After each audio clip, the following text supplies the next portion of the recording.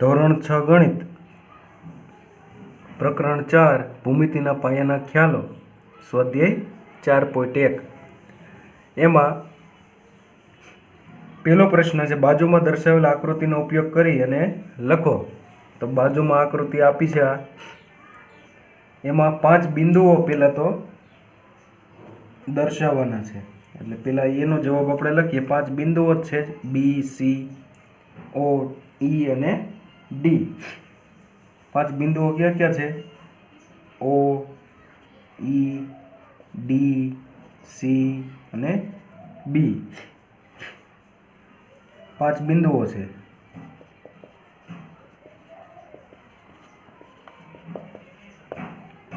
ત્યારબાદ બી રેખા. તો આપણને ખબર છે કે રેખા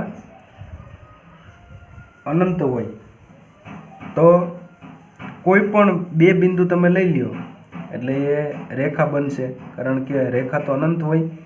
એટલે આ રેખા આપણે લઈએ તો આ ડી બિંદુ લઈ લ્યો તો પણ રેખા બનશે. ડી ઓ બિંદુ લઈ લ્યો તો પણ રેખા બનશે. ડી બી બિંદુ લઈ લ્યો તો પણ રેખા બનશે. ત્યારબાદ ઈ ઓ બિંદુ લઈ લ્યો, ઈ બી બિંદુ લઈ લ્યો, પછી ઓ બી બિંદુ લઈ લ્યો, એ બધી રેખા બનશે. એટલે રેખા ડીઈ, રેખા ડીઓ, રેખા ડીબી, પછી ઈઓ, રેખા ઈઓ અને રેખા ઈબી. ત્યારબાદ રેખા ઓબી.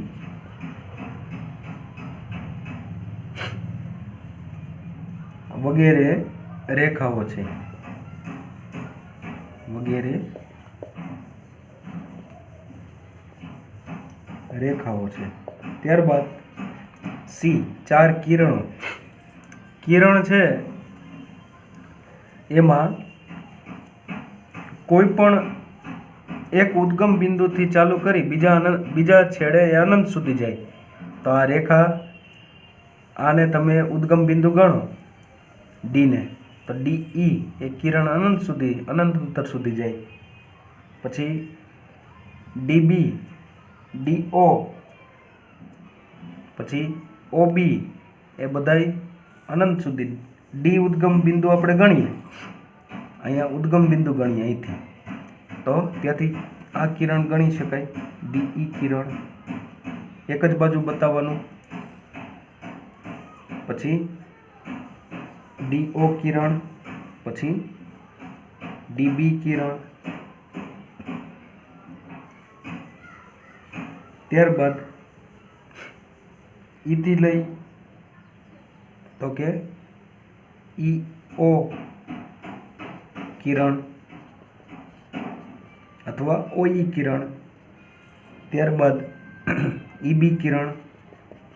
કિરણની નિશાનીમાં એક જ બાજુ તીર કરવાનું અને અંતે ઓબી કિરણ. પછી આ પણ કિરણ થશે ઓસી કિરણ. ઓ ઉદ્ગમ બિંદુ ગણીએ અને સી થી અનંત સુધી વગેરે કિરણો છે. ત્યારબાદ 5 રેખાખંડ. રેખાખંડ એટલે રેખાનો કોઈ પણ ભાગ. એટલે તમે આ 2 ભાગ ગણો તો ડીઈ રેખાખંડ થશે. પછી ડી થી ઓ સુધીનો રેખાખંડ. ત્યારબાદ ડી થી બી સુધીનો રેખાખંડ.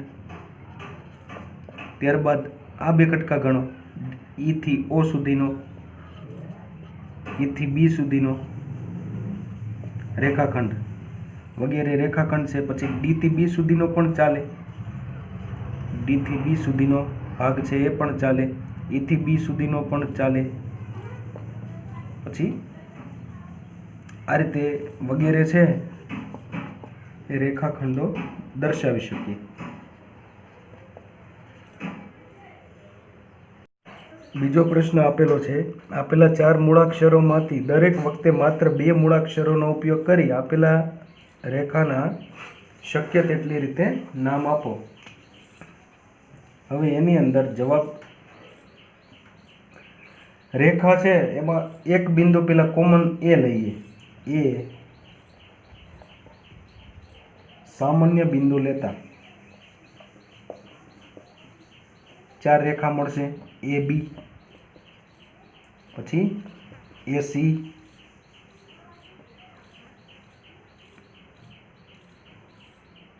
અને એડી.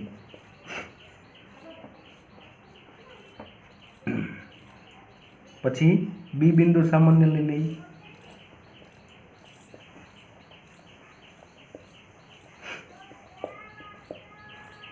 બી એ, બીસી રેખા અને રેખા બીડી. ત્યારબાદ સી બિંદુ સામાન્ય લેતા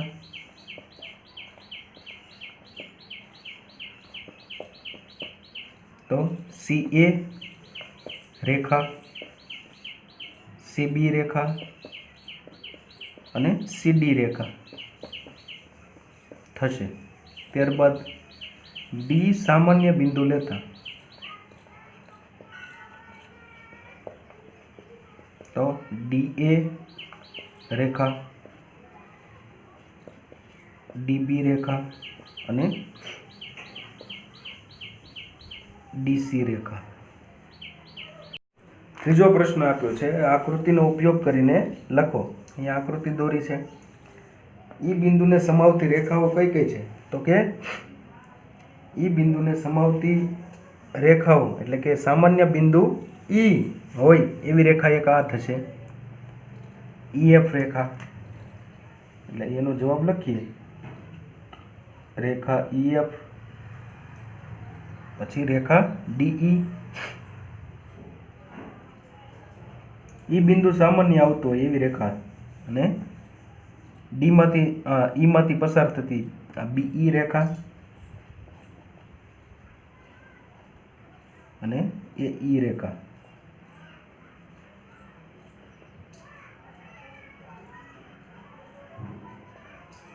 એ અથવા લખીએ વગેરે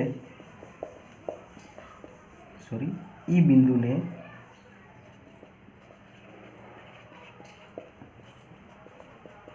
સમાવતી રેખાઓ છે. બી એ બિંદુમાંથી પસાર થતી રેખાઓ, એ બિંદુમાંથી પસાર થતી રેખા એટલે કે એ બિંદુ છે સામાન્ય લઈએ તો આ રેખા છે, આ બધા બિંદુ અલગ અલગ લઈ લઈએ, એ બી, એ ડી, એ ઈ, રેખા એ બી, રેખા એ ડી, રેખા એ ઈ વગેરે એ બિંદુને સમાવતી રેખાઓ અથવા એ બિંદુમાંથી પસાર થતી રેખાઓ છે. ત્યારબાદ સી ઓ બિંદુ જેમાં છે તેવી રેખાઓ, ઓ બિંદુ જેમાં છે એવી આ રેખા થશે. એટલે ઓ સામાન્ય બિંદુ લઈ લઈએ તો ઓ બી અને ઓસી, ઓ બી અને ઓસી રેખા વગેરે ઓ બિંદુ જેમાં છે તેવી રેખાઓ છે. ત્યારબાદ ડી એકબીજાને છેદતી હોય તેવી રેખાની બે જોડ. કોઈ પણ તમે અહીં લઈ શકો, આ રેખા લઈ લો તમે, એ ઈ અને સી ઓ, એ ઈ અને સી ઓ, આ બે રેખા લઈ લો, એ ઈ અને સી ઓ એકબીજાને છેદતી રેખાઓ છે. રેખા એ ઈ અને રેખા સી ઓ તથા આ રેખાઓ લઈ લ્યો, રેખા એ ઈ અને રેખા ઈ એફ.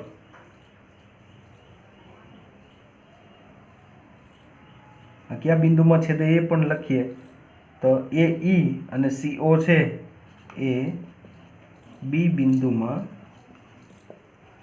છેદે છે તથા રેખા એ ઈ અને રેખા ઈ એફ, એ ઈ એફ ઈ બિંદુમાં છેદે છે.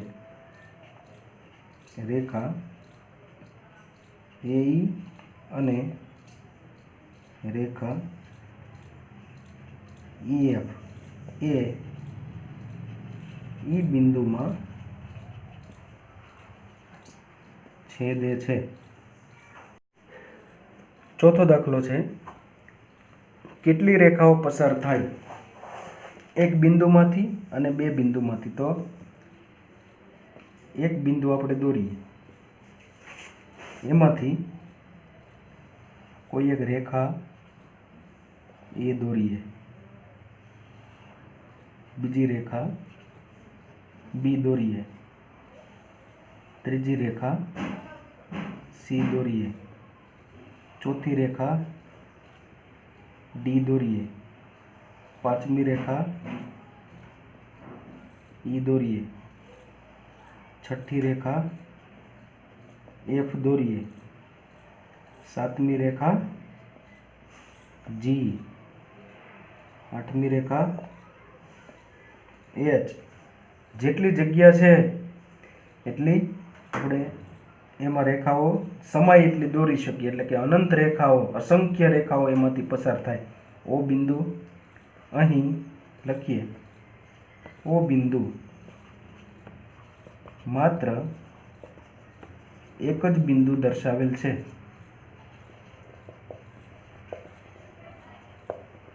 જેમાંથી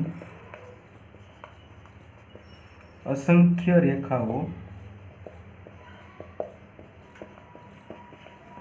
પસાર થાય છે. ત્યારબાદ બી, બે બિંદુમાંથી કેટલી રેખા પસાર થાય? તો આપણે બે બિંદુ દોરીએ, એ અને બી.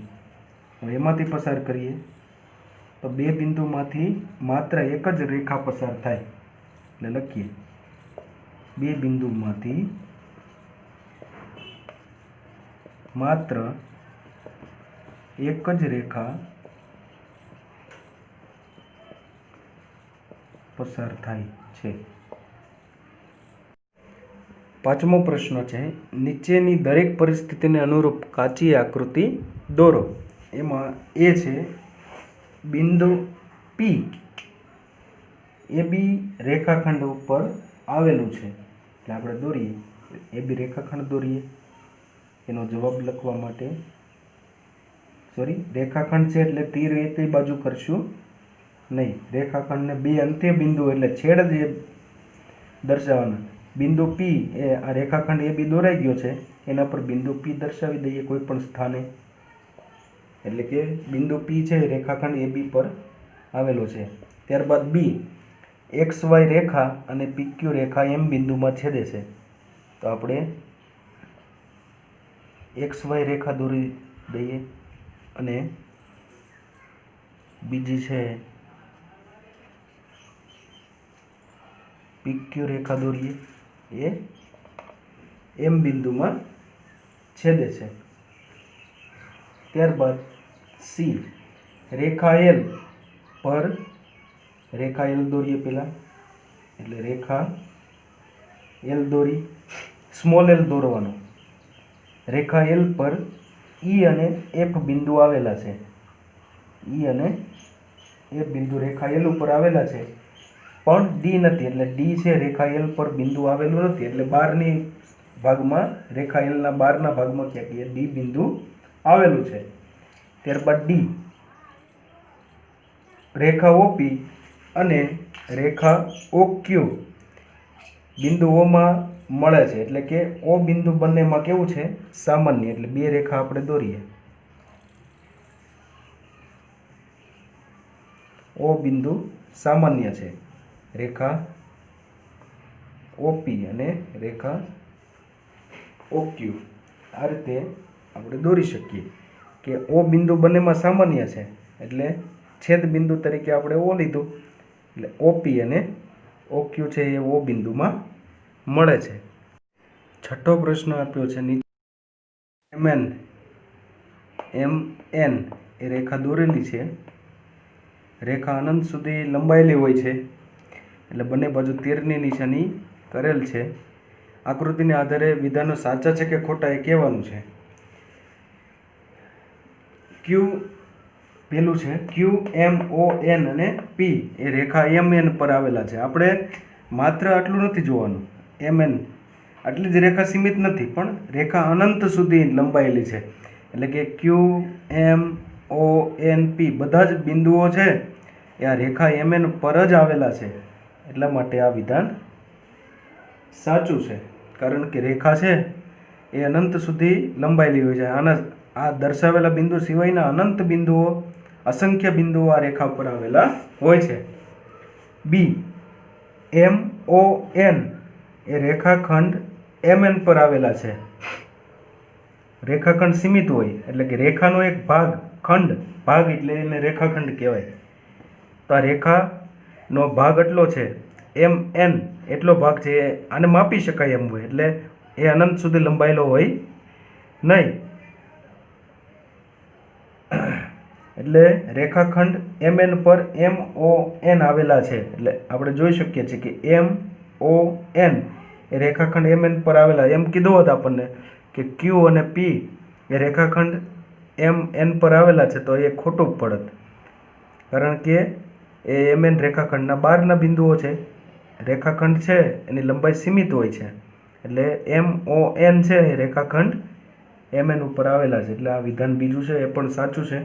ત્રીજું સી એમ અને એન એ રેખાખંડ એમ એનના અંત્ય બિંદુઓ છે.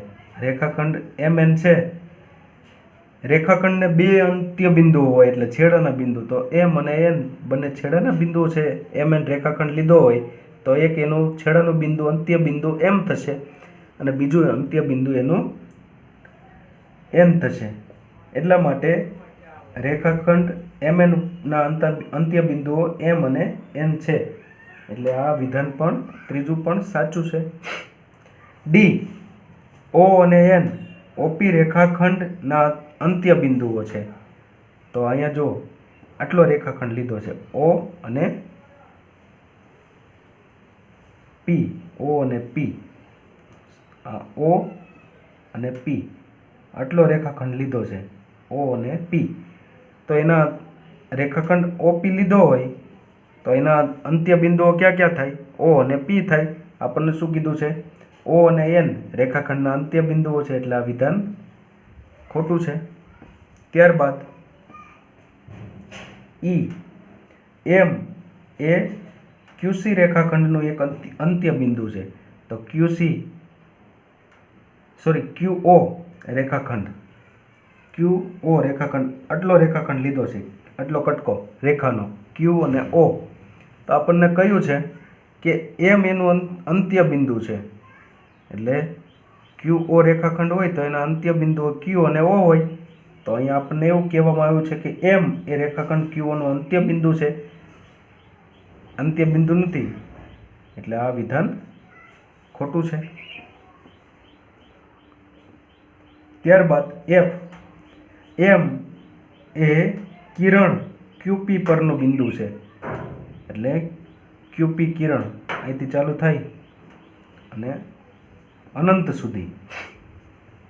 સુધી વિસ્તરેલું એનું ઉદ્ગમ બિંદુ ક્યુ કિરણનું ક્યુ ઉદ્ગમ બિંદુ. અને એટલે આપણને કહ્યું છે કે એમ એ ક્યુપી પરનું બિંદુ છે. તો એમ એના ઉપર આવેલું છે ક્યુપી કિરણ ઉપર, એમ એમાં સમાવિષ્ટ છે. એટલે આ વિધાન સાચું થશે. ત્યારબાદ જી ક્યુપી અને ક્યુપી કિરણ અને ઓપી કિરણ એ ભિન્ન છે. ક્યુપી કિરણ ક્યાંથી ચાલુ થાય છે? અહીંથી, આ ક્યુ ઉદ્ગમ બિંદુ, અને ઓપી એ ઓથી ચાલુ થાય. એટલે ઓપી કિરણ છે એ ક્યુપી કિરણની અંદર સમાવેશ થાય છે, એટલે એ ભિન્ન નથી. ઉદ્ભવ બિંદુ બંનેના જુદા જુદા છે એટલે એ રીતે ભિન્ન છે, પણ ઓપી કિરણ છે એ જ QP કિરણની અંદર સમાવેશ થાય, પરંતુ બંને કિરણ જુદા છે, એટલે એ સાચું છે.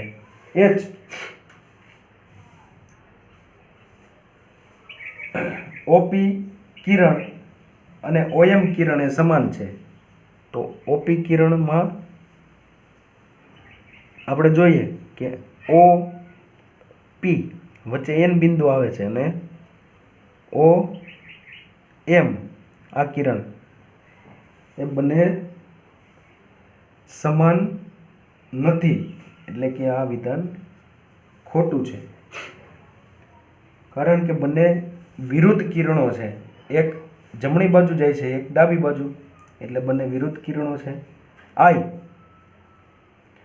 OM કિરણ અને OP કિરણનું વિરુદ્ધ કિરણ નથી. OM કિરણ ક્યાં છે? OM કિરણ ડાબી બાજુ આવે છે અને OP કિરણ જમણી બાજુ જાય. બંને વિરુદ્ધ કિરણો છે. આપણને કીધું છે કે OM કિરણ અને OP કિરણનું વિરુદ્ધ કિરણ નથી, એટલે આ વિધાન ખોટું છે. કારણ કે બંને વિરુદ્ધ એકબીજાના વિરુદ્ધ દિશામાં જાય છે, એટલે વિરુદ્ધ કિરણો છે. O જે છે O એ OP કિરણનું ઉદ્ભવ બિંદુ નથી. OP કિરણ ક્યાંથી? ઉદ્ભવ બિંદુ O થી જમણી બાજુ જાય છે એ કિરણ, તો એનું કિરણનું ઉદ્ભવ બિંદુ નિશ્ચિત હોય, કારણ કે O થી જ ચાલુ થાય છે, એટલે એનું ઉદ્ભવ બિંદુ આપણને એવું કીધું O એ OP નું ઉદ્ભવ બિંદુ નથી. તો આ વિધાન ખોટું છે, કારણ કે O છે એ OP નું ઉદ્ભવ બિંદુ છે. કે N એ કિરણ NM અને કિરણ NP નું ઉદ્ભવ બિંદુ છે. આ વિધાન સાચું છે, કારણ કે N છે એ NP કિરણ અને NM કિરણ એનું ઉદ્ભવ બિંદુ છે.